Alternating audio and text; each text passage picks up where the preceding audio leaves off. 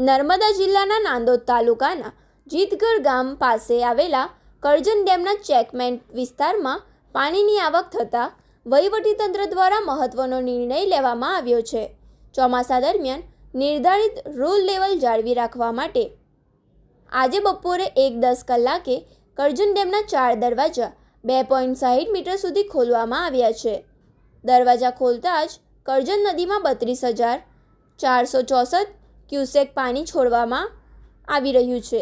કરજણ ડેમની પૂર્ણ જળ સપાટી 115.25 મીટર છે.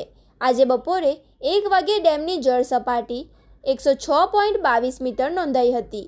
ચાલુ માસ માટે નિર્ધારિત 106.31 મીટરનું રૂલ લેવલ જાળવી રાખવાના ભાગરૂપે તંત્ર દ્વારા પાણીનો નિકાલ કરવાનો નિર્ણય લેવાયો હતો. નદીના મોટા પ્રમાણમાં પાણી છોડાતા કરજણ ડેમના હેઠવાસમાં આવેલા નાંદોદ તાલુકાના ગામોને સાવચેત કરવામાં આવ્યા છે, જેમાં રાજપીપળા, બદામ, બચરવાડા, હજરતપુરા, ધાનપોર અને હમદાચા સહિતના ગામોના નાગરિકોને ખાસ સાવચેત રહેવા જિલ્લા વહીવટીતંત્ર દ્વારા અપીલ કરવામાં આવી છે.